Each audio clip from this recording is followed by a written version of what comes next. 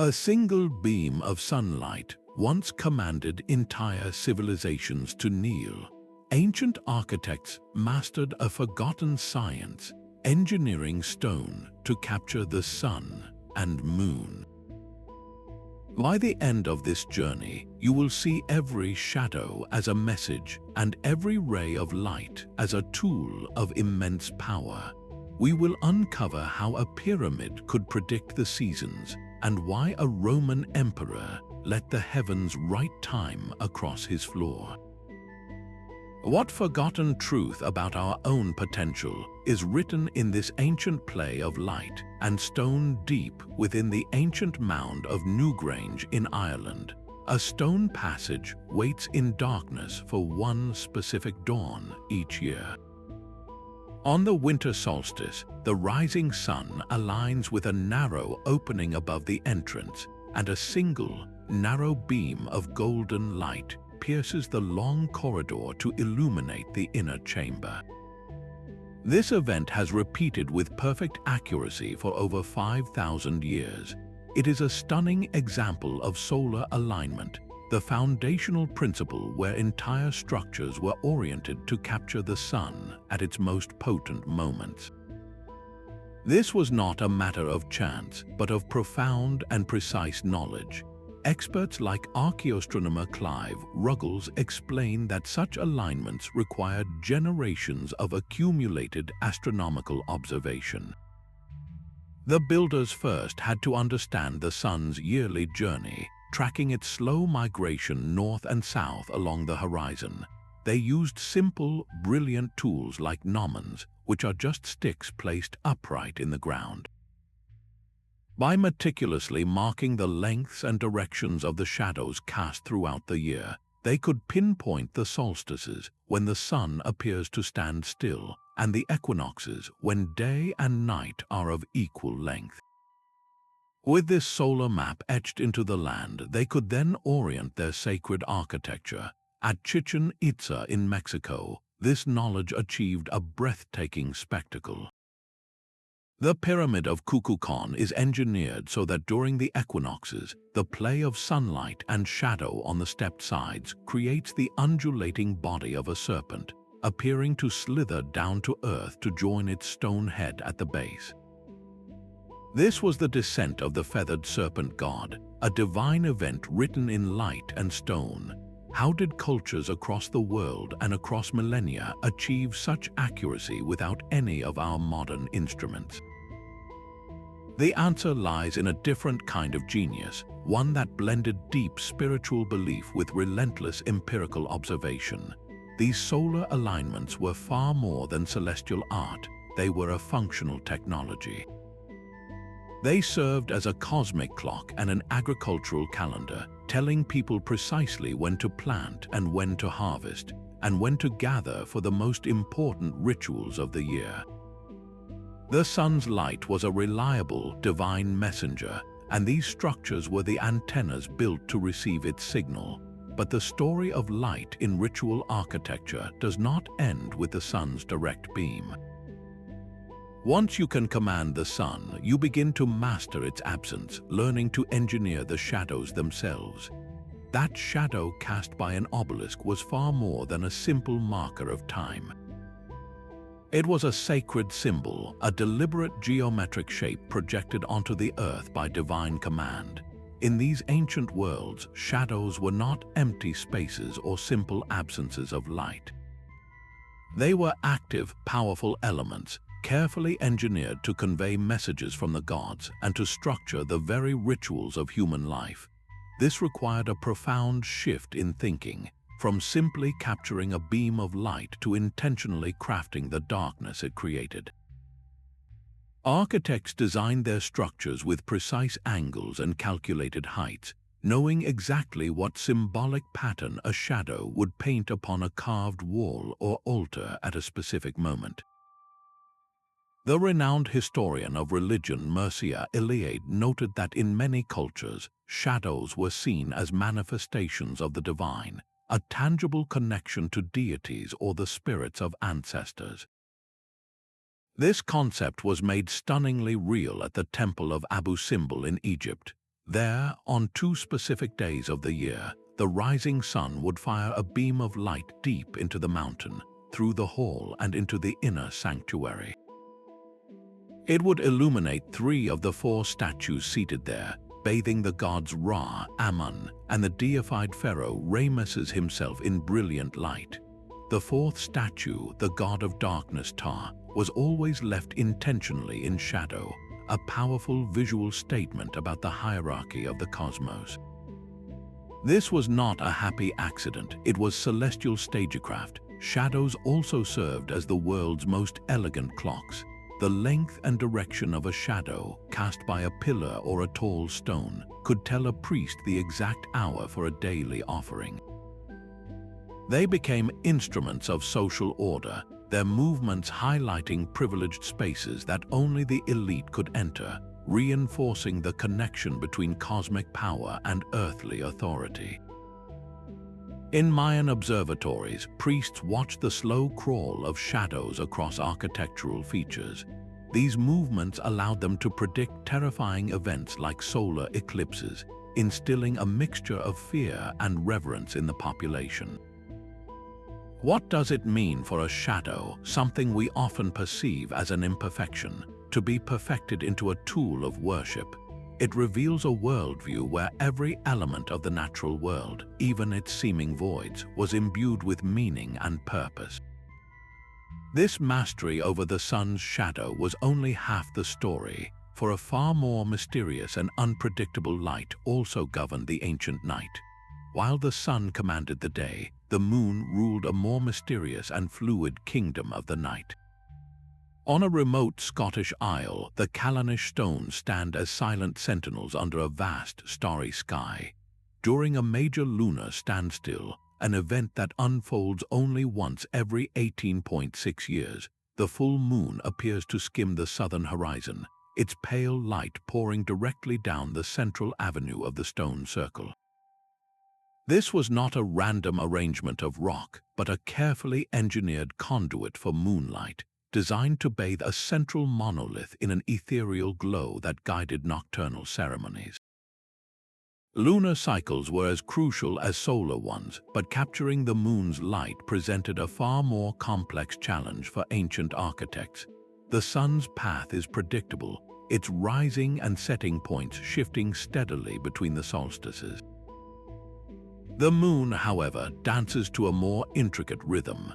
Its rising and setting points wander along the horizon in a complex cycle that takes those same 18.6 years to complete. This required not just observation, but generations of meticulous record-keeping to understand its long, slow dance. The researcher Alexander Thom studied hundreds of megalithic sites across Europe and argued that many, like Callanish, functioned as sophisticated lunar observatories. Their builders possessed a deep, advanced knowledge of the moon's orbit, allowing them to align stones and passages to mark the moon's most extreme positions, known as the major and minor lunar standstills. Why invest such immense effort into tracking this silvery, wandering light? The answer lies in the moon's profound cultural power. Across the ancient world, the moon was a universal symbol of cycles, fertility, and the feminine divine. Its waxing and waning mirrored the rhythms of life, death, and rebirth, and its light was often seen as a vessel for divine blessings or ancestral messages. At the Mnajdra temple in Malta, for example, the architecture is engineered so that during certain lunar events, the light of the rising moon would penetrate the doorway and illuminate a specific altar deep within the sanctuary. This was celestial timing of the highest order, synchronizing human ritual with the cosmos. Indigenous traditions from the Americas to Australia describe ceremonies held only under the full moon, where its light was believed to carry healing power or facilitate communication with the spirit world. To capture that light within a temple was to harness that power directly, to make the divine tangible. This integration of lunar and solar elements reveals a holistic vision of the cosmos, where the architecture served as a bridge connecting all celestial bodies to the earth. But building such a precise bridge required a masterful understanding of geometry, a silent language written not in words but in angles and alignments. The silent language of geometry and material gave these builders their vocabulary. To master light, you must first understand how it moves, and the Romans elevated this to an art form. Within the soaring dome of the Pantheon in Rome, a single circular opening, the oculus, opens to the sky. Throughout the day, a brilliant beam of sunlight enters through this eye, sweeping across the vast interior in a perfect arc. It traces the sun's journey across the heavens, marking the hours upon the marble floor and the decorated walls. This was not just a source of illumination, it was a cosmic clock built into the very fabric of the building. Roman engineers like Vitruvius wrote extensively on the principles of orienting structures to capture the sun for both practical needs and profound symbolic effect. They understood that light could be directed and modulated through architectural ingenuity alone. They employed apertures or carefully placed openings to act like lenses, focusing light into specific areas. They built light wells, vertical shafts that channeled sunlight deep into a building's core, and they used angled walls and polished reflective surfaces to bounce light into shadowed sanctuaries. This was a science of illumination, achieved centuries before the electric bulb. This same principle of intentional design appears across the ancient world. In Mayan cities, corbelled arches, where stones are layered inward to form a narrow, triangular passage, were engineered to create precise light shafts. On a specific day, a single beam would pierce the darkness to strike a carved altar or a symbolic marker. In Egypt, builders faced entire temple complexes with polished limestone, turning them into dazzling reflectors that amplified the sun's rays, making the structures appear to glow with divine fire from within. They even used color to enhance the effect, with gold leaf and brightly painted hieroglyphs catching the light to create a shimmering, otherworldly atmosphere. The engineering of shadows was just as deliberate. The strategic placement of columns was calculated to cast specific patterns of darkness at certain times, carving the interior space with symbolic meaning. Sometimes this control of light was paired with another powerful element, sound. At the hypogeum of Halsaflieni in Malta, an underground labyrinth carved from stone, light filtering down from above would interact with the unique acoustics of the chambers. Certain frequencies of chanting or drumming would resonate through the space, creating a multisensory ritual where light and sound vibration merged into a single, overwhelming experience. How did these ancient architects test and refine such complex designs without computer models or blueprints? The answer lies in a slow, meticulous process of observation and adjustment, a generational project of trial and error. They built, they watched, they learned, and they perfected their craft over decades, even centuries. This profound mastery of physics, this ability to bend light to a sacred purpose, finds one of its most breathtaking expressions in the desert sands of Egypt, where a single pharaoh's temple was designed to perform a miracle only twice a year. At the grand temple complex of Karnak, aligned gateways known as pylons acted like a celestial gun barrel for the sun. At the precise moment of dawn on significant dates, the first golden rays would fire through this long corridor, traveling from the bright outer court through the shadowed columned hall and deep into the darkest inner sanctuary. This was not merely a beautiful effect, it was a carefully engineered reenactment of creation itself, a daily drama where light gave birth to the world.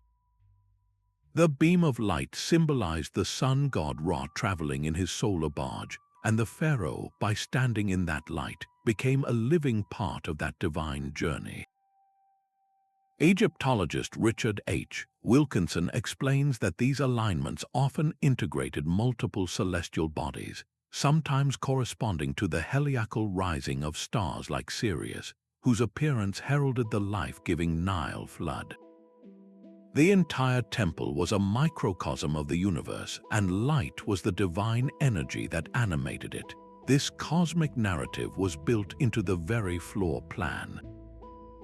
The design moved from the brilliant public courtyards into progressively darker and more restricted spaces. The hypostyle hall, with its forest of massive columns, created a dappled, intermediary space of filtered light and deep shadow, representing the primordial marsh of creation. Finally, one reached the naos, the windowless inner sanctum. Here, in profound darkness, the statue of the god resided. Only the high priest could enter, and only with the light he brought, mirroring the act of bringing order from chaos. This graduated journey from light to shadow was a physical and spiritual map. Obelisks, those towering, needle-like stones covered in electrified gold foil, served as stark solar markers. Their long, sharp shadows swept across temple precincts like the hands of a god-sized clock, marking sacred time. Even the hieroglyph for shadow was not a negative symbol, but one associated with protection and divinity. The ultimate expression of this solar stagecraft returns us to Abu Simbel. There, the statue of the deified pharaoh Ramses II was not just occasionally lit. It was targeted. On the morning of February 22nd and October 22nd, the sun's rays would penetrate the mountain, bypassing the other gods to illuminate his face. This was a political and theological statement carved in light, a direct assertion that the pharaoh's power was woven into the fabric of the cosmos. What can we learn from Egypt's fusion of astronomy and architecture? It teaches us that light was the ultimate narrative tool, a physical substance used to tell stories of power, creation, and cosmic order. This profound Egyptian model of solar veneration, where the king was the sun's representative on earth, would find a stunning parallel on the other side of the world, where another civilization built pyramids to capture the serpent's descent from the heavens. That same Egyptian obsession with solar alignment found a breathtaking echo across the Atlantic. In the vast city of Teotihuacan, the Pyramid of the Sun does not merely stand, it communicates. During the spring equinox, its immense shadow falls with such precision that it aligns perfectly with the city's main ceremonial avenue, a site that still draws thousands of modern pilgrims who gather to feel that ancient connection. This was no happy accident. The builders of Mesoamerica were master geometers of light, encoding their entire understanding of the cosmos into the angles of their stone. Anthropologist Anthony Avani's work reveals that cities like Chichen Itza were laid out as terrestrial maps of the heavens. The pyramids were not just temples pointing at the sky, they were functioning observatories. Their very shapes were the key to the spectacle. The trapezoidal form common to these structures was a genius innovation. Unlike a pure triangle, the trapezoid's sloping sides are perfectly angled to cast deep, clean-edged shadows. At the Pyramid of Kukulkan, known as El Castillo, this principle achieves its most famous effect. On the equinoxes, the stepped corners cast a series of triangular shadows down the northern staircase. These interlocking shapes of light and dark form the body of a massive, undulating serpent, appearing to slither down from the heavens to join its stone head at the base. It is the descent of the feathered serpent god Kukulkan, a divine event engineered from pure shadow. This required staggering precision. The angle of each stairway was calculated to the fraction of a degree, knowing exactly where the sun would be on those 2 specific days of the year. But the sun was not their only celestial clock. The Maya tracked the complex cycles of Venus with equal fervor, aligning buildings to mark its appearances as both the morning and evening star. They also observed zenith passages, the 2 days each year when the sun passes directly overhead and vertical objects cast no shadow at all. In Maya cities, narrow apertures in temple roofs were designed so that a perfect pillar of light would strike a specific marker on the floor below, signaling the arrival of the rains and the time to plant maize. This was a calendar carved in stone and illuminated by the sun. The stakes of this precision were immense. Colonial accounts describe Aztec priests using the movement of a light beam across a carved stone to determine the exact moment for ritual offerings. A misjudgment in the architecture could mean a misjudgment in the cosmic order, with dire consequences for the community. Why did these civilizations pour such resources into capturing these specific moments of light? The answer lies in a fundamental belief that celestial cycles were the foundation of all stability. The reliable return of the sun, the predictable patterns of Venus, these were the gears of a functioning universe. To mark them with perfect accuracy was to participate in maintaining the cosmic order, ensuring the sun would rise, the rains would come, and the world would not descend into chaos. This sophisticated Mesoamerican model of engineering light and time stands as a powerful parallel to the megalithic astronomers of Europe, proving that the human drive to read the heavens was a global phenomenon.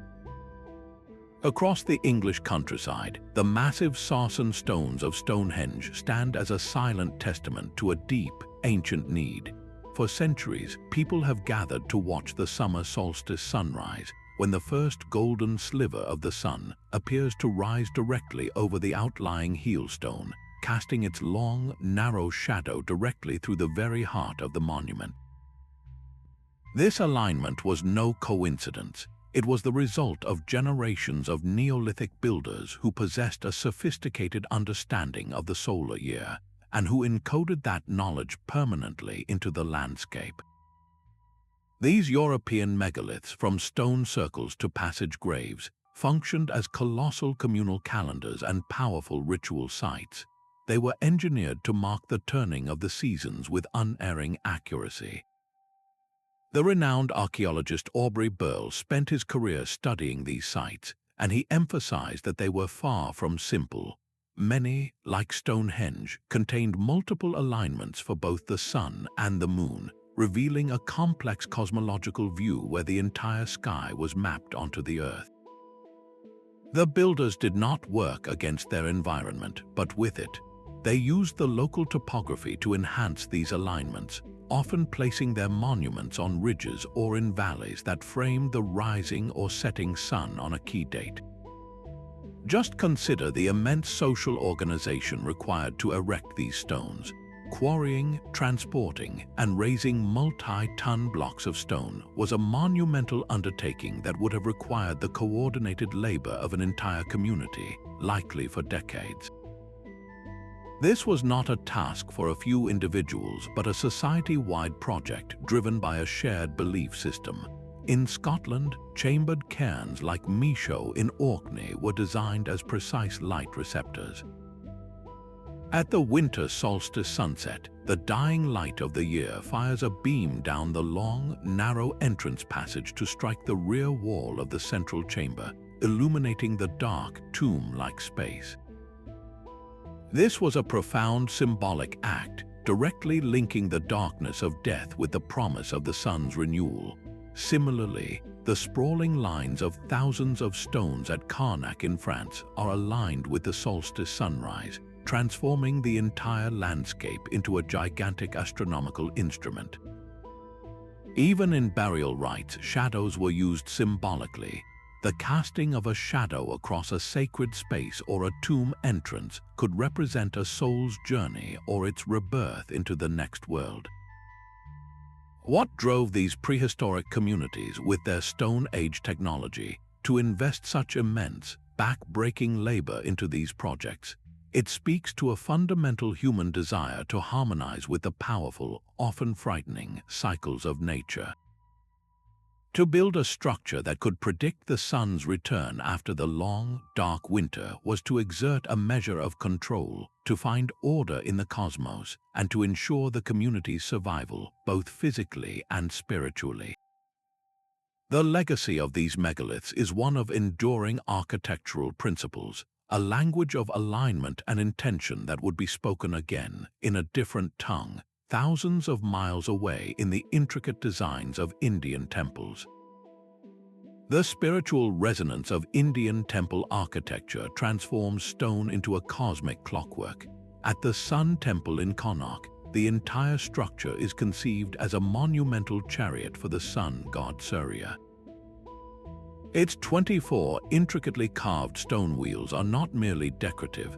They function as precise sundials with the movement of sunlight and shadow across their spokes marking the hours of the day, a breathtaking merger of divine narrative and practical timekeeping. This was architecture as a living embodiment of cosmic law, governed by the ancient principles of Vastu Shastra. These texts provided a sacred geometry, dictating how a temple should be aligned with the cardinal directions to harness the flow of cosmic energies, or prana, through the deliberate interplay of light and shadow. The temple was not just a building, it was a mandala, a cosmic diagram made real in stone, designed to align the individual worshipper with the universal order. At the heart of this design lies the Garbhagriha, the inner sanctum. This windowless womb chamber was kept in profound darkness, symbolizing the unmanifest state of the universe before creation. As the scholar Stella Kramrisch observed, light was not meant to flood this space indiscriminately. It was introduced with meticulous control, often only during specific rituals or at a precise time of day. A single beam of sunlight might be engineered to strike the deity's face at dawn on a festival day, momentarily illuminating the divine form and making the god tangibly present for the devotee. This sudden, sacred illumination was a moment of spiritual awakening, where light itself was a form of knowledge dispelling the darkness of ignorance. To manage this celestial spotlight, architects employed beautiful jolly screens. These perforated stone lattices filtered harsh sunlight, breaking it into soft, geometric patterns that danced across the floor and walls, creating an atmosphere of serene contemplation ideal for meditation. The towering gopurams, or gateway towers, served a dual purpose. Their immense scale cast long, protective shadows over the temple precinct, while their verticality acted as a spiritual funnel, drawing the eye and the soul upward toward the heavens. This profound symbolism finds stunning expression at the Brihadiswara temple in Thanjavur. Here, the main tower, or Vimana, is so immense and perfectly engineered that local tradition holds its shadow never touches the ground, a phenomenon seen as a divine miracle that defies the ordinary laws of nature. In other temples, like those at Khajuraho, light is used with equal intentionality but for a different symbolic purpose. The famously intricate erotic sculptures are strategically placed so that sunlight rakes across them at certain angles, highlighting these depictions of the life force and the union of cosmic principles. This was not scandalous but sacred, a celebration of the creative energy that fuels the universe. How does such precise control of light affect the human mind? The gradual journey from the bright, chaotic outer world through the dimly lit halls adorned with symbolic art and into the absolute darkness of the inner sanctum is a psychological and spiritual process. It guides the worshipper from distraction to focus, from the external to the internal, facilitating a deep state of meditation. This mastery of the spiritual dimensions of light and space was not confined to the East. The Romans, with their own genius for engineering, would take these principles and build them into the very heart of their empire, creating public spaces where light served both god and citizen. That single beam of light sweeping across the Pantheon's floor was more than a clock. It was a celestial actor in a daily drama. the Romans perfected a form of architectural theater where light itself was the main performer. They moved beyond simple alignment to a sophisticated manipulation of illumination, using engineering to craft experiences of awe and wonder during religious ceremonies. The oculus, that great circular opening in the dome, is a masterclass in this principle. Its geometry was not arbitrary. The circular shape diffuses sunlight evenly throughout the day, preventing harsh, glaring spots and creating a soft, moving pool of light that gracefully travels the interior space. This moving spotlight would highlight different statues, altars, and sections of the coffered ceiling, making the entire rotunda a dynamic, living entity that changed with the sun's passage. The architect and engineer Vitruvius wrote extensively about these techniques, detailing how to orient public buildings and temples to harness the sun for maximum effect. He described how theaters were designed so that the stage would be perfectly illuminated by the afternoon sun during performances, ensuring the actors were clearly visible to the entire audience. This was engineering in service of spectacle. To amplify this celestial drama, Roman builders employed highly reflective materials. Interiors were often adorned with polished marble, gilded bronze, and even gold leaf. These surfaces would catch the beam from the oculus, scattering it and filling the vast space with a diffuse, golden glow, making the interior appear as if it were lit from within by a divine fire. This control extended to the deliberate use of shadow, especially within the popular mystery cults.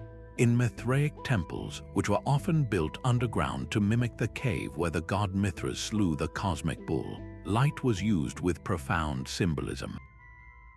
A single, narrow shaft of sunlight might be engineered to strike a central altar at a specific time, representing the god's victory over darkness and the salvation he brought to his initiates. The effect was not just beautiful, it was deeply spiritual, designed to evoke a sense of revelation and awe.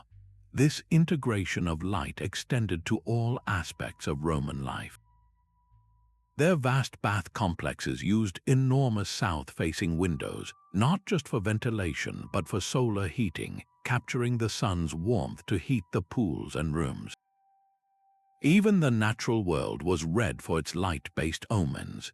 The writer Pliny the Elder described temples where priests interpreted the way sunlight fell on a particular statue or altar, believing the pattern of light and shadow could reveal the will of the gods.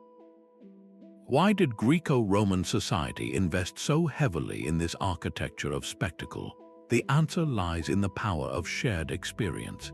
In a vast and diverse empire, these breathtaking visual dramas, whether in the public Pantheon or a secret Mithraeum, reinforced a common religious and social order.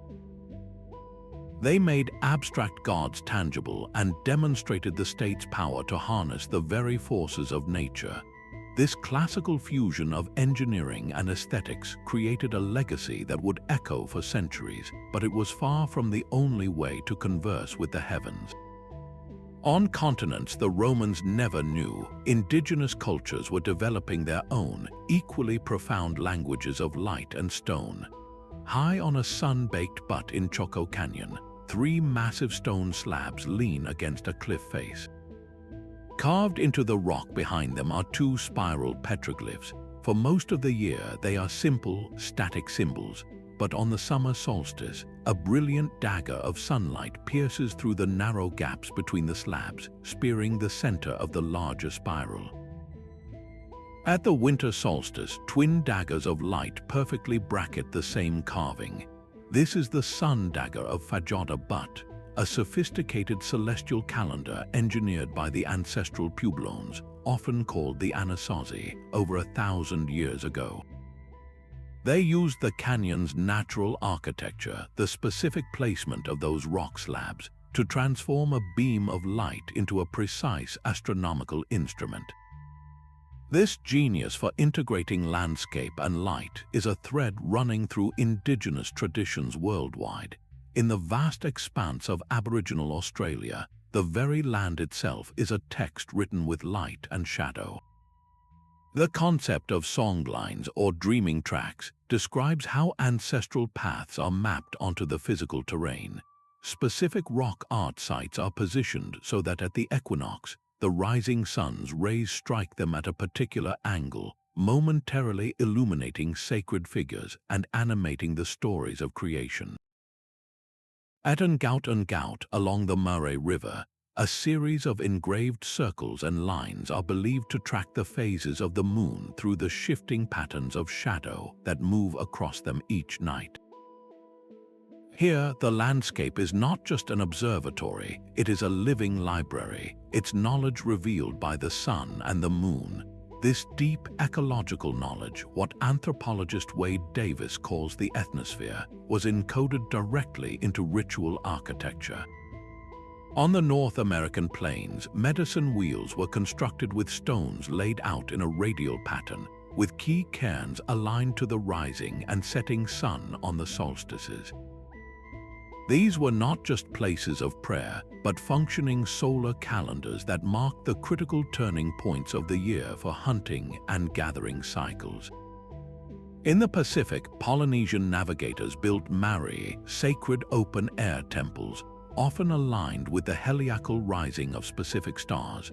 The first light of a star like Sirius striking a particular stone would signal the time to launch great voyages across the open ocean.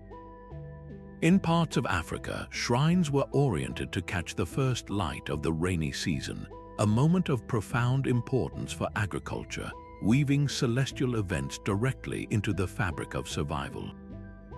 The materials themselves were part of the design. Inuit communities in the far north, living in a world transformed by snow and ice, used these reflective surfaces in their ceremonies. They built temporary structures and igloos that captured the low-angled sun or the moon's glow, amplifying the light during the long polar nights and creating a luminous, otherworldly atmosphere for rituals. What unites these diverse traditions is a holistic worldview where astronomy, spirituality, and practical knowledge are inseparable. The architecture was a dialogue with the cosmos, a way of ensuring that human life remained in harmony with the powerful, life-giving cycles of the natural world. What can our modern society, so often disconnected from these rhythms, learn from this ancient wisdom?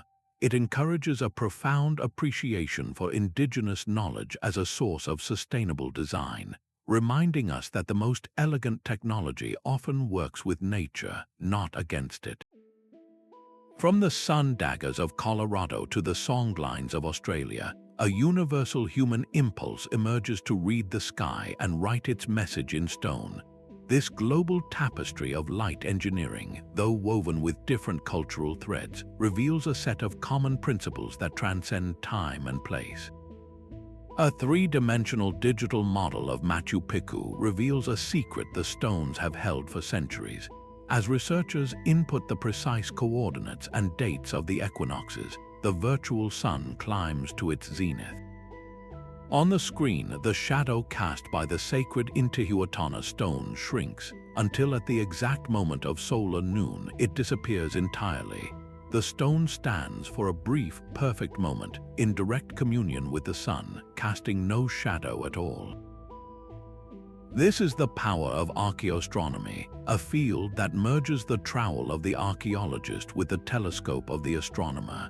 It is a scientific detective story, dedicated to deciphering the celestial blueprints hidden within ancient architecture.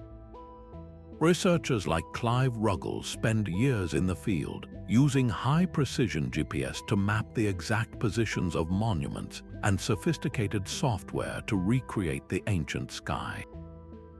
The goal is to move beyond guesswork, using rigorous statistical analysis to prove that an alignment was intentional and not merely a random chance. They calculate declination angles, the celestial equivalent of latitude, to understand exactly where a star or the sun would have risen for the builders thousands of years ago. They study the slow, grand wobble of Earth's axis, known as the precession of the equinoxes, which gradually shifts the position of the stars over a cycle of 26,000 years, meaning the sky a pyramid builder saw is not the same sky we see today. To confirm their theories, they turn to other disciplines. Dendrochronology, the science of dating tree rings, can precisely date a wooden sun circle by analyzing the timber's growth patterns. Ethnohistorical records, the written accounts of early colonists or the oral histories of indigenous peoples, provide crucial context, explaining what a specific light effect might have meant to the culture that created it. Modern technology like LiDAR, which uses laser pulses to map the ground through dense forest canopy, is uncovering vast, hidden ceremonial landscapes, revealing alignments between structures that were invisible to the naked eye for centuries. This scientific approach can even shed light on enduring mysteries like the Nazca lines in Peru. While many theories exist, some researchers suggest that certain of these giant geoglyphs, etched into the desert floor, functioned as massive solar markers, their long lines pointing toward the sun's position on the horizon during significant seasonal festivals. So how does this science challenge our modern assumptions? It forces us to abandon the notion that pre-technological societies were primitive. They were, in fact, master observers, patient empiricists who dedicated generations to watching the heavens and encoding that knowledge into their most enduring creations. They achieved a level of precision we can now only confirm with satellites and supercomputers. This rigorous validation does not diminish the mystery of these places, but deepens our awe, proving that the play of light and shadow was a deliberate, sophisticated language. And to truly understand that language, we must move beyond the simple mechanics of alignment and listen for the stories these stones were built to tell. Light was never just illumination, it was a language. In the hushed atmosphere of a Byzantine church, sunlight passing through stained glass was transformed. It was no longer mere daylight, but a cascade of colored patterns painting the floor and walls, a tangible representation of divine grace falling upon the congregation. This was the core of ritual architecture, where every beam and every shadow was imbued with profound symbolic weight. The historian of religions Mircea Eliade identified light as a near-universal symbol of revelation, a direct manifestation of the sacred that could pierce the ordinary world and offer a glimpse of transcendence. Architects became theologians in stone, using their craft to make these abstract concepts physically real for the worshipper. They designed spaces that told stories of cosmic dualities, the eternal dance between life and death, knowledge and ignorance, the pure sacred and the imperfect profane. This symbolic language was most powerfully expressed in the architecture of mystery itself. Consider the widespread use of darkness in initiation rites. Across cultures, from the crypts of ancient Greece to the kivas of the American Southwest, initiates were led into deep, windowless chambers. This enveloping darkness was not empty, it was potent. It symbolized a ritual death, the end of the old self. The prolonged sensory deprivation heightened anticipation, making the eventual reveal of light all the more powerful. When a flame was finally lit or a doorway opened to the dawn, that sudden, brilliant illumination represented a spiritual rebirth, an epiphany where divine knowledge flooded the newly purified soul. Even shadows played their part in this symbolic theater. In some traditions, the flickering shadows cast by a central fire were not seen as absences of light, but as presences, the visible forms of ancestors or spirits participating in the ceremony. This symbolic engineering took distinct forms in different faiths. In Zoroastrian fire temples, an eternal flame burned at the center, its unwavering light a direct symbol of the divine order, truth, and cosmic energy fighting against darkness and falsehood. Buddhist temple layouts often mirror the journey toward enlightenment, moving from dim, outer corridors representing the world of illusion into increasingly brighter spaces, culminating in a central hall that symbolizes the inner light of wisdom achieved through meditation.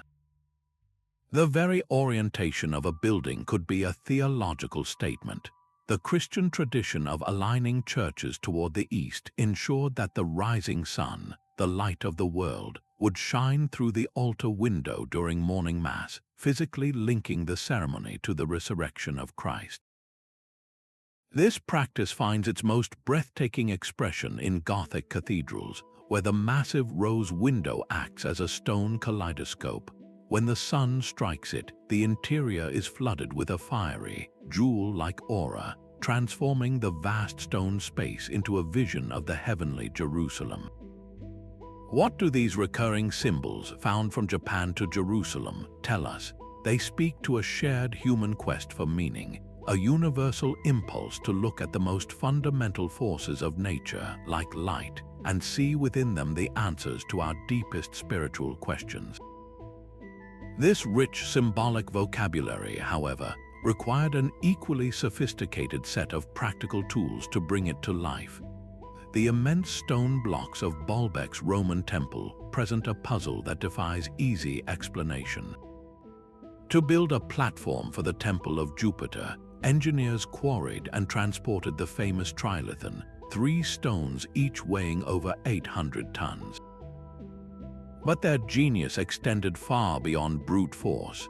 They specifically selected a gleaming white marble for the temple's superstructure, a stone chosen for its ability to catch the first rays of dawn and reflect a brilliant, almost blinding light, making the god's sanctuary appear to ignite with celestial fire at sunrise.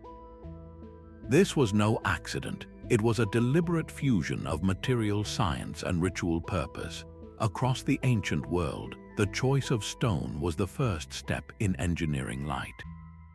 In Egypt, builders faced entire temples in polished limestone, turning their surfaces into massive mirrors that amplified the sun's rays and made the structures glow from within. They even incorporated metals, using electrified gold leaf on pyramid capstones and obelisks to create a dazzling flash visible for miles. This reflective quality was not merely decorative. It was functional, extending the reach and intensity of sacred light deep into shadowed spaces. To achieve the perfect angles for their light shafts and shadow plays, these builders developed astonishing construction methods. The Roman engineer Vitruvius detailed the use of massive lever systems and earthen ramps, techniques that allowed crews to maneuver multi-ton stones into positions of hair-trigger accuracy. In Mesoamerica, architects developed complex drainage systems within their pyramids. These weren't just for stability. They were essential for preventing soil erosion and foundation shifts that, over just a few generations, could throw a perfect solar alignment off by a critical fraction of a degree, rendering the entire celestial clock useless. How did they plan such complex layouts without blueprints? They likely relied on trial constructions, using wooden models and scaled diagrams to test the angles of light throughout the year before committing to immortal stone. The result of this meticulous work is a testament to durability. Consider the ashlar masonry of the Incan fortress Sacsayhuaman. Its colossal stones are cut with such impossible precision that a razor blade cannot fit between them. This tight fit was not just for seismic stability. The perfectly flush walls create sharp, clean shadow lines that travel across the surface in precise patterns, turning the entire fortress into a giant sundial that tracks the sun's passage with unwavering accuracy century after century. This material ingenuity often extended to engage multiple senses. In Greek theaters, the brilliant acoustics that carried an actor's whisper to the highest seats were not separate from the light design. The stage was oriented so the afternoon sun would fully illuminate the performers, making their movements and expressions clear. The sound of their voices, carried by the perfect acoustics, and the sight of their forms, highlighted by the strategic sunlight, merged into a single, overwhelming ritual experience. The true marvel is how these methods ensured long-term precision. The Roman concrete used in the Pantheon, a revolutionary mortar mix of volcanic ash and lime, has withstood nearly 2,000 years, preserving the integrity of the oculus and the celestial drama it stages every single day. This was engineering for eternity, a promise written in stone and light that their dialogue with the cosmos would never be broken. Such a profound understanding did not appear in a vacuum. It was a body of knowledge that traveled, adapted, and was shared across vast distances, connecting empires and cultures in a silent conversation about the heavens. A caravan moves along the Silk Road, its route dictated by the stars, but its cargo includes an even more precious treasure. Knowledge. Within the guarded scrolls carried by Buddhist monks were not just sacred texts, but precise architectural plans for aligning stupas with the sun, a concept scholars believe was adapted from the radiant fire temples of Persia. The engineering of light was a technology that flowed across continents, carried by traders, conquerors, and migrating priests. Historian of science James Evans describes astronomical knowledge as a form of high-value intellectual currency, traded as eagerly as silk or spices. This was not simple copying, but a process of deep cultural translation. When a technique arrived in a new land, it was reshaped by local genius and local materials. The core principle of solar alignment might remain, but its expression would be utterly transformed. Scholar priests were the librarians of this celestial data, meticulously preserving alignment tables and construction methods through generations, ensuring that a temple built centuries later would still capture the same solstice light. When Alexander the Great's armies marched into India, they brought with them Hellenistic astronomical models. These ideas did not erase local traditions. Instead, they fused with them, influencing the precise calculations found in later Indian temple architecture, where the sun's rays would be timed to illuminate the innermost sanctum. Far to the west, intriguing parallels exist between the solar orientations of Celtic stone circles and those of the ancient Mediterranean. While direct contact is difficult to prove, it suggests a possible, slow diffusion of core astronomical principles along prehistoric trade routes, or perhaps a shared human response to the same cosmic rhythms. One of the most breathtaking examples of this fusion is the Alhambra Palace in Spain. Here, Islamic artisans employed intricate muqarnas, those honeycomb-like vaults, to perform a kind of architectural magic. They are designed to catch and shatter sunlight, scattering it across the walls and floors into 1,000 star-like points.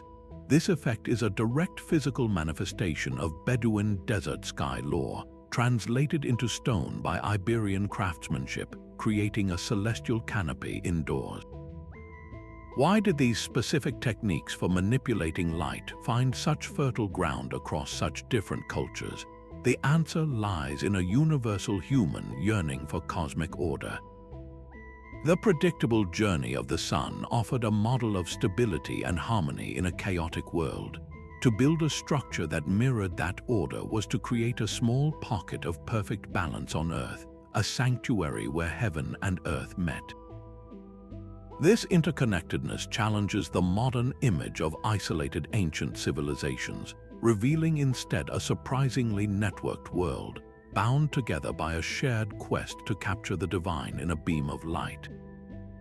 And that quest to build a connection to the cosmos speaks to a profound and deeply rooted aspect of the human psyche. That sudden flood of light in a cathedral does more than illuminate, it transforms the mind. The architects of these sacred spaces were masters of psychological effect, intuitively understanding how to use light and shadow to guide emotion and belief. Modern research, like the work of psychologist Roger S. Ulrich, confirms what these builders knew, that controlled exposure to natural light can dramatically reduce stress and elevate a sense of well-being. In ritual settings, this principle was amplified into a tool for spiritual awakening. The deliberate creation of a focal point was one of their most powerful techniques. In a dimly lit temple, a single, brilliantly lit altar or statue would naturally draw every eye, focusing collective attention and intention during a ceremony. This visual anchoring made the ritual more immersive and personally meaningful. The stark contrast between dark and bright areas was equally loaded with symbolism. This duality often represented the cosmic struggle between knowledge and ignorance, or the sacred and the profane. The journey from a shadowy entrance into a radiant inner chamber was not just a physical path, but a spiritual narrative of moving from a state of confusion into one of clarity and divine connection. Rhythmic changes in light could induce deeply meditative states. The slow, predictable sweep of a sunbeam across a patterned floor, or the flickering of numerous oil lamps, created a visual rhythm that helped calm the mind, slow the breath, and encourage a trance-like focus, perfect for prayer or contemplation. The element of surprise was also crucial for making rituals unforgettable. The sudden reveal of a hidden, brightly lit space or the dramatic illumination of a sacred object at a key moment created a peak emotional experience. This surge of awe and wonder stamped the event into the memory of the participant, strengthening their faith and ensuring the ritual's details were passed down accurately. Color played its own subtle role in shaping mood. The jewel-toned light filtering through stained glass in a Gothic cathedral did not just tell biblical stories. It bathed the congregation in a warm, ruby, sapphire, and emerald glow, evoking feelings of divine love, majesty, and hope. This shared visual and emotional experience was a powerful social glue. When a community collectively witnesses a beam of sunlight ignite their god statue at dawn, it forges a powerful shared memory, reinforcing social bonds and a collective identity rooted in a common belief. This principle is beautifully expressed in the serene aesthetics of Japanese Shinto shrines. There, the soft, diffused light passing through paper screens creates a gentle, even illumination that eliminates harsh contrasts, encouraging a state of quiet introspection and inner harmony with the natural world. How do these ancient techniques compare to the fluorescent lighting of a modern office or the blue glow of our personal screens? The contrast invites us to reflect on what we have lost in our engineered environments, and how the timeless human need for meaningful, psychologically attuned spaces remains as vital as ever. This profound understanding of light's impact on the human spirit did not vanish with the ancient world, but finds new expression in the ways we strive to preserve and reinterpret these luminous legacies today. Concrete can feel cold and impersonal, yet in the hands of an architect like Tadao Ando, it becomes a canvas for the divine. His Church of the Light in Japan is a stark, minimalist box of raw concrete, pierced by a single, precise cruciform slit in the wall. As the sun moves, this cut-out cross projects a blade of brilliant light into the shadowed interior, a modern-day revelation that needs no stained glass.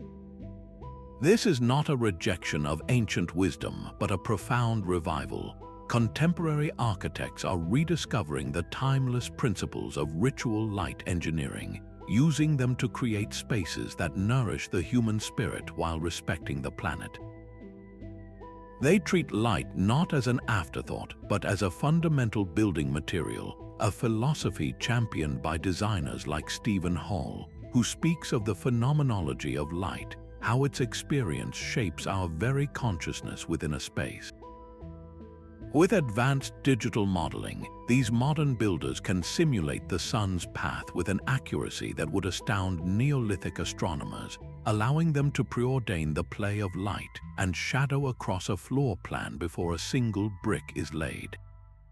This revival is visible in the soaring vaults of Barcelona's Sagrada Familia, where branching columns form a stone forest, their canopy filtering sunlight into a dappled celestial grove. It is present in the Lotus Temple of Delhi, where pure white marble petals are arranged to softly diffuse the harsh sun, bathing the central hall in a serene, ethereal glow that encourages silent contemplation. The ancient jolly screen, that perforated stone lattice used for centuries in Indian architecture, is being reimagined in sustainable housing projects worldwide.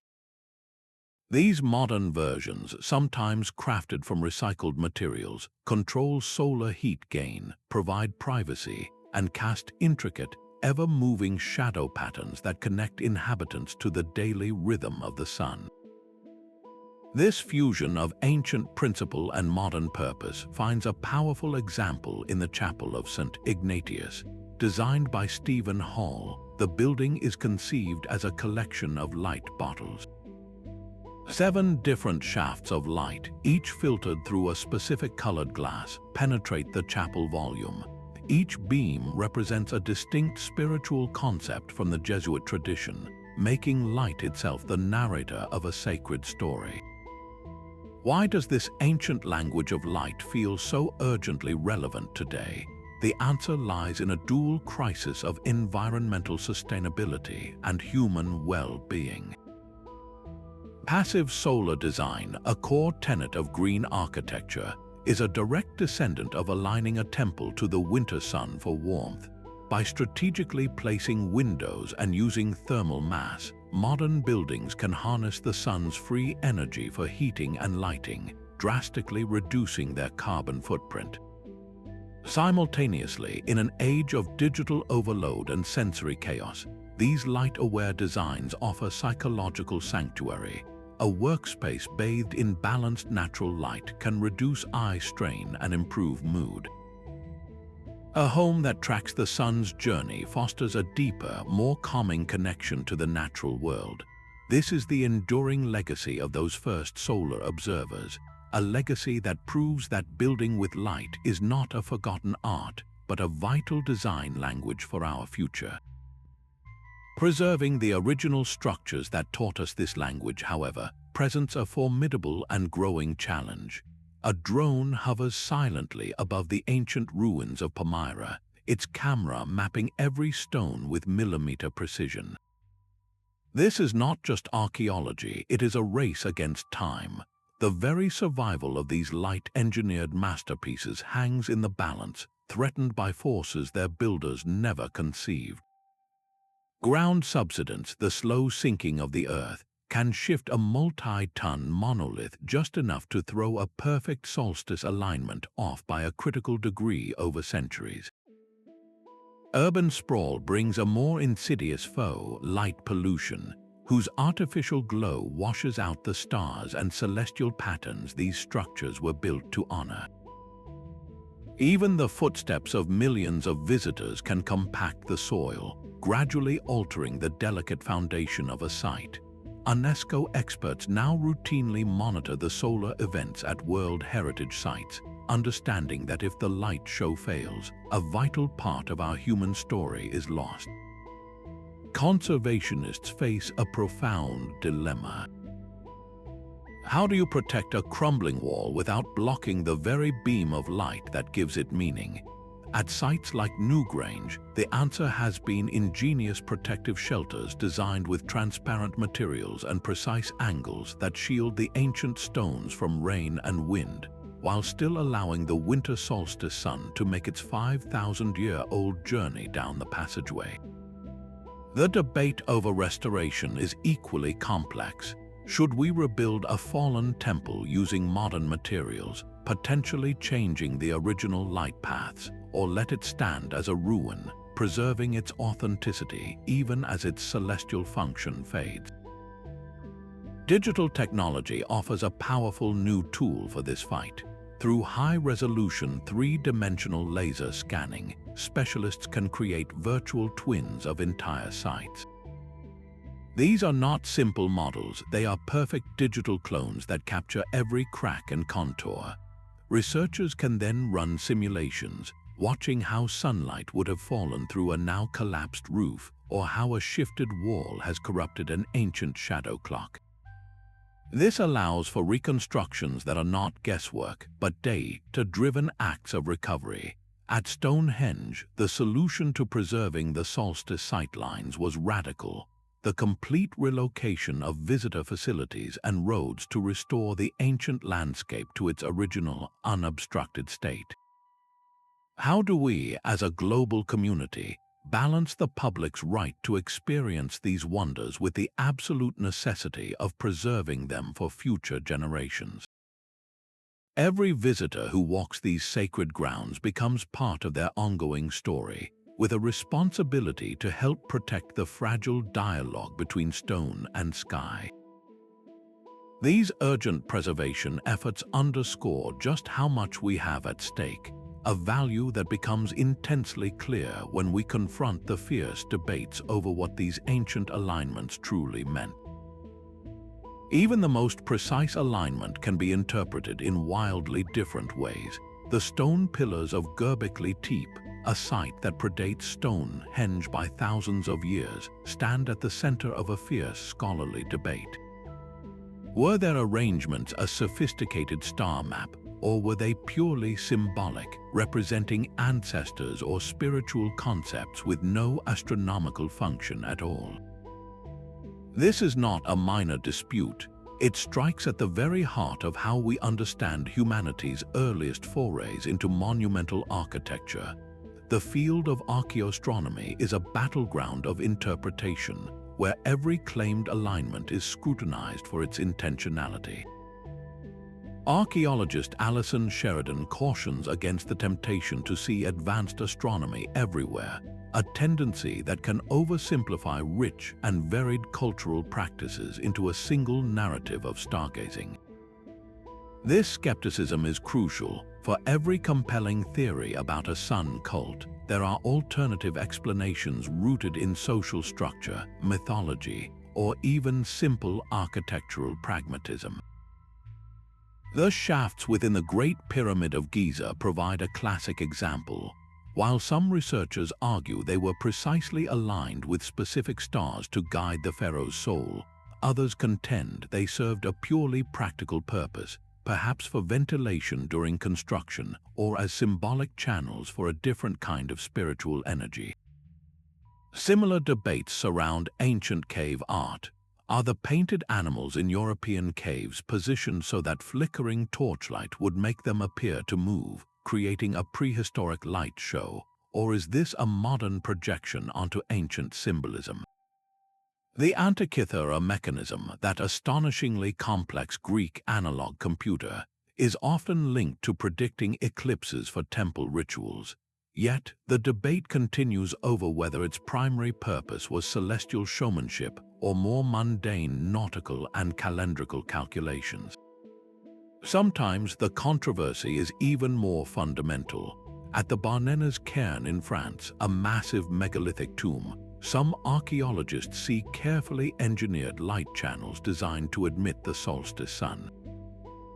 Others look at the same structure and argue the features are accidental, the result of settling stones or later modifications. Why do these academic conflicts matter to anyone outside a university hall? They force us to confront the immense gap between our modern, scientific mindset and the worldview of ancient cultures. We rush to find a functional, astronomical reason for everything, but the original builders may have been motivated by a blend of myth, metaphor, and observation that we struggle to comprehend. This is where pseudo-archaeology often rushes in, popularizing sensational but unverified claims that bypass the slow, meticulous work of evidence. To counter this, researchers now employ rigorous statistical methods. They do not simply note that a monument points toward the summer solstice sunrise. They calculate the probability of that alignment occurring by chance, given the hundreds of other potential directions it could have faced. This mathematical scrutiny separates genuine celestial engineering from coincidental arrangements, helping to rebuild a more accurate picture of the past. These controversies are not a sign of failure, but a sign of a healthy, evolving science. They remind us that history is not a set of fixed facts, but a continuous process of questioning and reinterpretation. This critical lens is essential as we turn from the grand cosmic dramas to the most practical application of all, the humble and relentless ticking of the celestial clock that governed daily life. That Babylonian priest was not just measuring a shadow, he was reading a divine schedule. His simple gnomon, a vertical stick in the ground, was the heartbeat of a civilization, slicing the day into sacred and practical hours. This was the essence of ancient timekeeping, where light and shadow were not abstract concepts but the very gears of a cosmic clock. Entire ritual structures were designed as giant, immovable calendars, their alignments providing a reliable framework that governed everything from planting crops to celebrating the gods. Historian David Lanz detailed how these massive solar markers, like the obelisks of Egypt, were the precursors to more portable devices.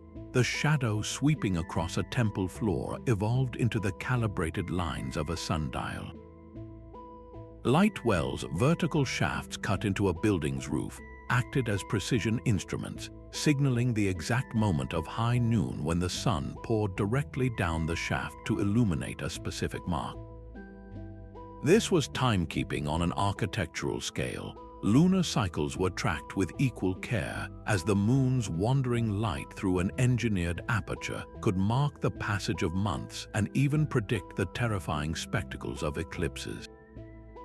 The Egyptians refined this further with tools like the merkit, a forked stick used with a plumb line to observe the transits of specific stars across the night sky, creating a sophisticated stellar clock that divided the darkness into precise watches. In Mesoamerica, the entire calendar was a monumental achievement encoded in stone. The steps of pyramids often represented the days of a sacred cycle, while the grand alignment of structures like the Templo Maya in Tenochtitlan marked the zenith passages of the sun, the days when it passed directly overhead and vertical objects cast no shadow. This signaled the critical arrival of the rains. The Greeks publicized this celestial knowledge through parapygmata, inscribed stone tablets that listed astronomical events alongside civic duties and religious festivals, a public fusion of cosmic order and daily life. One of the most magnificent examples of this public timekeeping was Rome's Horologium Augusti, a massive obelisk brought from Egypt served as the gnomon. Its long shadow swept across a vast marble pavement in the Campus Martius, which was inlaid with bronze lines and Greek letters. This giant sundial did not just tell the hour, it marked the days of the year and the length of the seasons, a grand political statement that the Emperor Augustus literally cast the time and seasons across the heart of the city. How did this pervasive celestial scheduling shape the average person's life? It created a world steeped in rhythm and meaning. The farmer knew to sow his seeds not by a date on a page, but when the sun's light touched a specific notch on a standing stone. The entire city knew a festival was imminent when the shadow of the obelisk reached a certain marker. This integration of science and ritual provided stability and order, making the cosmos a familiar and predictable partner in human affairs. The astonishing precision of these calendars, often accurate to within minutes, forces us to discard any notion of ancient guesswork. They were master astronomers whose legacy now invites us to ask who held this powerful knowledge and how its controls shaped the very structure of their societies. The moonlight that pierced the temple roof was not for every eye. In the ancient Greek sanctuary dedicated to a goddess like Artemis, a precisely calculated aperture might allow a single silver beam to illuminate a hidden altar, signaling the start of a women's ceremony from which men were entirely excluded. This was not merely a beautiful effect, it was a powerful social script written in light. The engineering of ritual spaces consistently mirrored and reinforced the hierarchies of the societies that built them, governing who could witness the divine and when. Access to these celestial dramas was a privilege meticulously regulated by gender, class, and status. Feminist archaeologists like Margaret Conkey have shown that from prehistoric times, participation in rituals was often sharply divided, with the most potent light events frequently reserved for a powerful elite or a specific sex. We see this in the kingly coronations of Egypt, where the pharaoh alone stood in the beam of light meant to fuse his being with the sun god, a political act as much as a spiritual one. Shadow boundaries themselves became invisible walls. The strategic placement of columns or the depth of a hall could cast a literal line of darkness, separating the public outer courts from the inner sacred areas where only priests could tread. Light reveals were also central to initiation rites, used to mark the transition of young men into warriors or girls into womanhood, with each group experiencing a different aspect of the celestial stagecraft. Consider the Vestal Virgins in Rome, whose entire sacred duty revolved around maintaining the state's eternal flame. This was not just a practical fire, it was a potent symbol of Rome's survival, and its light was tended by women who were granted unique social power and autonomy because of their role. Yet in stark contrast, many temple complexes across the ancient world barred women from the deepest inner sanctums, the very chambers where the most profound light effects occurred. This exclusion physically manifested a belief that women were ritually impure or simply not fit to commune directly with the most powerful male deities. But this pattern was not universal. In many hunter-gatherer societies, light practices could be remarkably egalitarian. Around a communal fire under a vast, open sky, the rituals of storytelling and celestial observation were often shared experiences, with each person, regardless of age or gender, having a role to play in the community's relationship with the cosmos. Even in the highly stratified Eleusinian mysteries of Greece, the dramatic light effects were staged to create a hierarchy of experience among the initiates themselves. Those of higher social rank or those undergoing the rites for a second time would be positioned to witness revelations and illuminations that were withheld from first-time participants of lower status. What do these controlled experiences of light tell us about these ancient cultures? They reveal that the cosmos was not seen as an impartial realm, but as a hierarchy to be mirrored on Earth. The architecture became a tool to naturalize social divisions, making them seem as ordained and inevitable as the rising of the sun. This intricate relationship between social structure and sacred space was ultimately rooted in a much larger vision, a comprehensive cosmological blueprint that sought to map the entire universe in stone. A Babylonian ziggurat did not simply reach for the sky, it was a cosmic mountain. Each of its 7 terraced levels was sacred to a specific planet, and its staircases were not just for priests to climb, but for the gods to descend. At the summit, the first gleam of Venus, the morning star, would strike the high altar, a divine signal that the celestial order was intact. This was the ultimate purpose of cosmological architecture, to build a model of the universe here on Earth. These structures were not just aligned with the heavens, they were designed to be a miniature, functioning replica of the cosmos, using light and shadow to make abstract beliefs about the universe's structure tangibly real. The historian of science Thomas Kuhn observed that such physical models helped cement entire cosmological paradigms, making a society's view of the universe feel stable and unshakable for centuries. This principle manifests in the soaring domes of Islamic mosques, often decorated to represent the celestial spheres, with intricate patterns symbolizing the stars and planets revolving around a central point of divine unity. Light pouring through windows in the dome would create moving spots of illumination, mimicking the dance of heavenly bodies. In other traditions, the daily play of light and shadow within a temple reenacted a cosmic battle, a perpetual struggle between the forces of illumination and the powers of darkness, with the architecture ensuring light's ultimate victory each dawn. The very ground plans of cities encoded creation myths.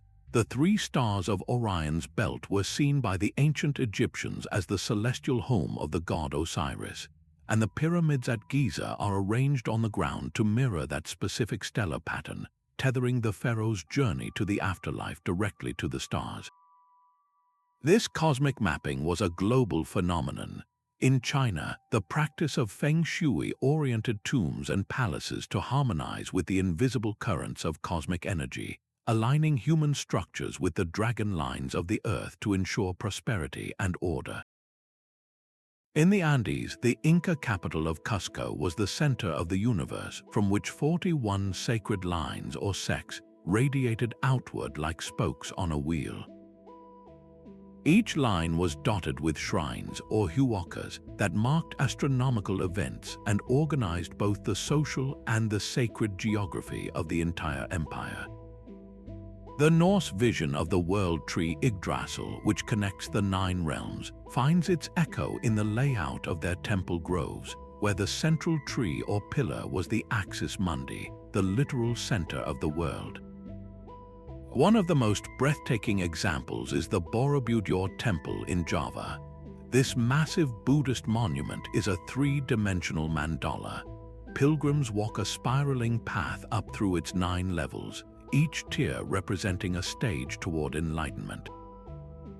As the sun moves across the sky, its light sequentially illuminates these different levels, as if guiding the devotee upward.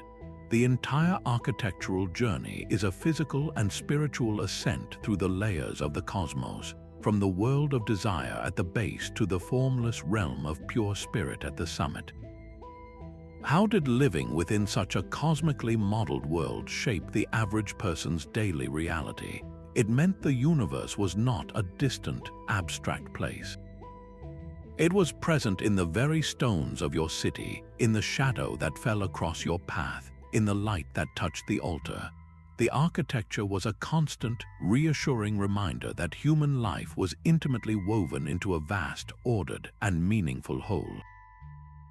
This profound visual and spatial connection to the cosmos was often accompanied by an equally powerful sonic dimension, where the very stones were engineered to sing. The sharp crack of a rubber ball echoes through a Maya ball court, timed perfectly as a sliver of shadow touches a carved marker on the wall. In that instant, sight and sound fuse into a single, overwhelming message from the gods. This was no coincidence. Across the ancient world, the architects of light were also masters of sound, engineering spaces where auditory and visual elements worked in powerful harmony. The emerging field of archaeoacoustics, pioneered by researchers like Stephen J. Waller, reveals that sites like Stonehenge may have created sound shadows, zones where echoes were mysteriously muted, intentionally designed to complement the play of light and darkness. This synergy was a deliberate technological achievement. Builders selected specific stones that would vibrate at certain frequencies when warmed by the sun's rays, turning entire structures into resonant instruments. They aligned sound paths with solar paths, ensuring that the direction of the best acoustics matched the direction of the most potent light at key moments of the day or year. Rituals were precisely choreographed to this multisensory clock. A drumming ceremony in a West African shrine would reach its frenzied peak exactly as the last sliver of sun vanished below the horizon, using rhythm to guide the sun's descent. In Greek theaters, Helmholtz resonators, special ceramic vessels, were strategically embedded beneath the seats. These acoustic devices acted like primitive amplifiers, focusing the sound of an actor's voice onto the stage at the very spot where the afternoon sun would illuminate him most brightly, making him appear both visually and vocally godlike. One of the most stunning examples of this fusion is found deep within Malta's hypogeum, an underground labyrinth carved from solid limestone. Here, a niche known as the Oracle Chamber possesses a remarkable acoustic property. A deep voice spoken into it resonates through the entire complex with an eerie, powerful vibration. Archaeologists believe that during the winter solstice, a carefully directed shaft of sunlight would enter the chamber, and this infusion of light would coincide with the chanting, somehow modifying the perceived sound and creating an experience that was both seen and felt throughout the body. Similarly, in certain Buddhist temples, mantra chambers were constructed with light openings positioned to correspond with specific harmonic frequencies. As monks chanted, sunlight pouring through these apertures at a precise angle would interact with the sound waves, creating a palpable sensation of the entire space humming with spiritual energy.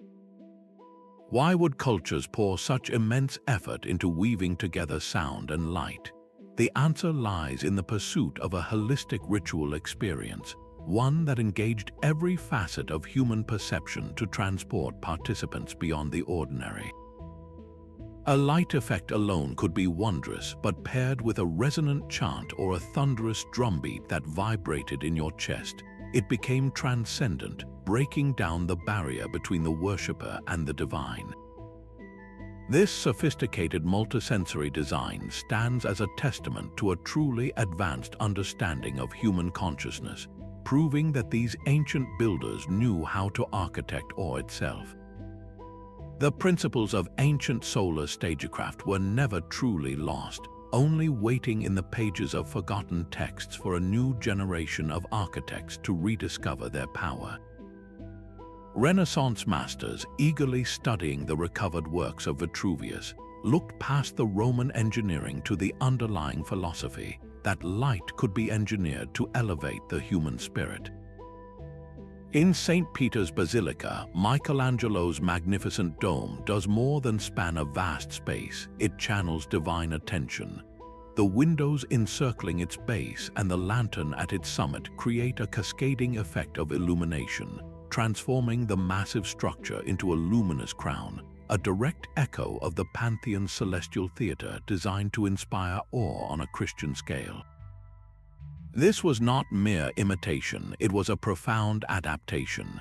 The Gothic quest for lux continua, or continuous light, achieved through walls of stained glass, was a technological leap forward, but its spiritual goal was ancient, to dissolve stone in a kaleidoscope of holy narrative and colored radiance. Architectural historian Spiro Kostof saw this as a direct evolution, where the heavy masonry of the Romanesque gave way to a skeletal stone frame that served as a scaffold for light itself. This legacy unfolded in countless forms. The Baroque period took this further, using hidden windows and gilded surfaces to create dramatic, emotional light effects that made heavenly visions seem to burst into the church. Neoclassical architects, in their turn, revived clean solar alignments, orienting buildings to capture the sun with a rational, yet still reverent precision. Even the grand obelisks of Egypt found new life, replanted in the heart of Renaissance Rome as focal points for urban avenues, their long shadows once again marking time across reinvented city squares. The 19th century's Crystal Palace was a revelation in iron and glass, creating a single, uninterrupted volume of light that echoed the vast, open feeling of a solar temple, proving that the ancient desire to build with illumination could be reborn in an industrial age. This thread continues into modernism. Le Corbusier's concept of the architectural promenade carefully choreographed the movement of visitors through sequences of light and shadow. guiding their experience much like an ancient initiate walking from a bright courtyard into a dark inner sanctum. In contemporary sacred spaces like the Rothko Chapel, the light is subdued and controlled, filtering in to illuminate massive, dark canvases that provoke deep introspection, a modern equivalent to the focused beam striking a solitary altar. Why do these principles persist across millennia and styles? They speak to a constant human yearning for spaces that transcend their physical function. Every time an architect designs a library dome with a central oculus, or a mosque where light filters through a muqarnas vault to create a starry firmament indoors, they are participating in an unbroken dialogue. These evolutions reflect our changing societal values, from collective religious fervor to individual spiritual inquiry, yet the core tool remains the same. The timeless appeal of engineered light reveals a fundamental truth about our need to shape our environment not just for shelter, but for meaning, connecting the daily journey of the sun to the eternal questions of the human soul. Our journey from the solstice alignments of Stonehenge to the celestial Stagercraft of the Pantheon reveals a profound truth. These ancient architects were not merely stacking stones. They were master engineers weaving sunlight and shadow into the very fabric of ritual life, creating structures that functioned as cosmic calendars, symbolic narratives, and powerful psychological tools. Across continents and millennia, they built bridges between humanity and the heavens, driven by a universal desire to find spiritual meaning in the fundamental forces of nature. This required a sophisticated knowledge, patiently accumulated over generations, that allowed them to predict celestial events with an accuracy we can now only confirm with satellites. The enduring relevance of their work is undeniable. We see it in the passive solar design of modern green buildings, a direct descendant of aligning a temple to the winter sun for warmth. We feel it in contemporary sacred spaces that use controlled light to guide emotion and focus the mind, continuing an unbroken dialogue about how our environment can nourish the human spirit. These structures are not cold relics of a forgotten past. They are living testimonies to human ingenuity and our perpetual quest for connection. Let this exploration inspire you to observe the play of light in your own surroundings. Notice how the afternoon sun paints a familiar wall, or how a shadow stretches across a park. Consider how this ancient wisdom, this art of building with light, might inform today's quest for sustainable and deeply meaningful design. We would love to hear which light-engineered site from our journey amazed you the most. Share your thoughts in the comments below and subscribe for more deep dives into history's greatest mysteries. Remember, every ray of light holds a story if you know how to read it. Keep seeking the shadows that shape our world. Planning a journey to witness these celestial marvels firsthand transforms history from a distant story into a living, breathing encounter.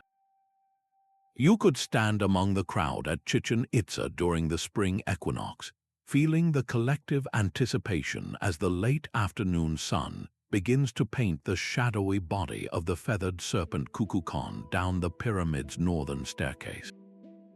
This is a tradition that has drawn people for centuries, and joining it offers a profound personal connection to the ancient mind. Travel scholar John Urry noted that such pilgrimages can provide deep insights, allowing you to feel the same awe that guided an entire civilization. To plan your own adventure, timing is everything. You must research the specific celestial event you wish to see, as the window for these alignments is often just a few days each year. Online solar calculators and astronomy apps are invaluable tools for pinpointing exact dates and times.